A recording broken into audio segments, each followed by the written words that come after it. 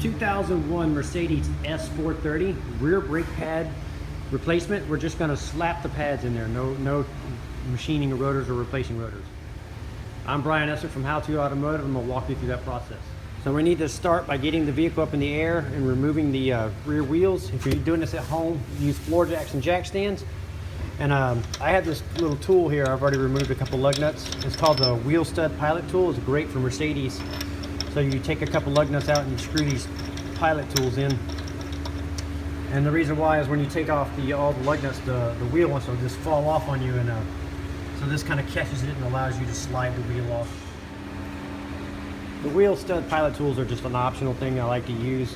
You don't have to use it to do this job, but it makes life a little easier. And also when you go to slide it back on, it gives you something to slide the wheel back over and line up, and then it's really easy to start your lug nuts. So to get started, what we're going to do is we're just going to take our fingers here and just pull the electrical connector out. Next, we need to remove this pin that goes through the brake pads and this little clip. And the way you do that is you use a punch tool like this. So you put it on the end of the pin here, and you strike it with a hammer and drive the pin through. Once you get the pin about halfway through, then you'll have to use your thumb and push in. And push this clip is spring loaded, so you'll push it in, and then you can, with your other hand, you can pull the pin out. So now that you got the pin out, what we need to do is we need to press these pistons back into the bores on the caliper. And before we do that, we need to suck a little brake fluid out. The reason why is we're going to push these pistons in on both sides here without removing the bleeder screw or opening the bleeder screw. And that's going to push a little of the fluid back up into the master cylinder. If it's too full, it'll overfill. And then after we're done with this, we're going to pump the brake pedal and pump all the fluid back into the brake calipers, and we won't have to bleed the brakes after we're done. So we're going to suck a couple ounces out of the master cylinder here. And the way I do that is I have a little machine here, or a little tool here that we use to suck the fluid out and pump it. But if you don't have something like this, you can use like a turkey baster. And you also want to make sure that you have on hand .4 brake fluid. It takes .4, so you want to make sure you have it on. And also, while you suck some of this out, you can actually check the condition of it, and if it's in bad shape, you can recommend a brake flush at this time. So what you're going to do is just remove a couple ounces.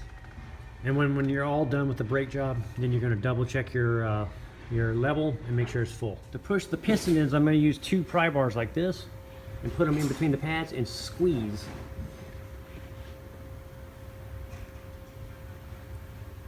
And that'll push the pistons all the way in. Now that the pistons are all the way in, you can take your old pads and slide them out.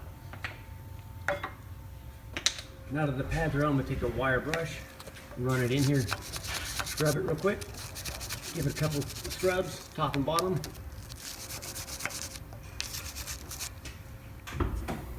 So now we need to prep the inner brake pad by putting the lining sensor in it. So when you order it, this will be the part number here. And this is what the sensor looks like. So what you're going to do is you're just going to take the sensor, and it has a little hole in the pad. So if you can see that there's a little hole in there. And so what you're going to do is you're going to take this little nipple and slide it into the hole. Now you're going to take the pads. After you install the sensor like this, the inner one has the sensor, so you can go ahead and just put it in there, slide it into its slot. Take the outer pad, slide it into the slot. Now if the pin is rusty, you may want to run a wire wheel over it, or if it's really in bad shape, then replace it. But if it's in good shape, what you're going to do is you're going to go ahead and reinstall it. So you're going to take the spring clip. So you'll bend the sensor out of the way like that, then you'll take the clip and set it in right here, and what you're going to do is you're going to push in with your thumb at the same time. You're going to start this pin from the back side and push it through the holes on the brake pad like that with the clip here. So you're going to push in like this, and then with your fingers push the pin through. So once the pin's going through it, then you can use a hammer and drive it through all the way through until the pin goes all the way through into here. Now that the pin's through, then you're going to take your punch tool, put it on the end of the pin, and drive it until it bottoms out.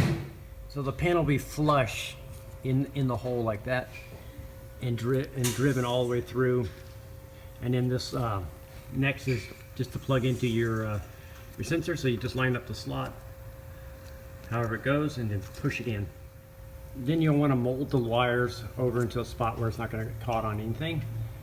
And then now you're ready to put the rear tire back on.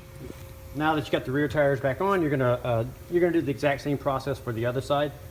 The only difference is it's not going to have the sensor for the lining indicator. It'll just be the pads. Then what you're going to do is pump the brake pedal and get the fluid back into the calipers.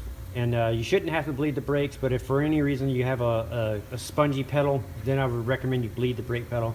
And that completes the pad slap on a 2001 Mercedes S430.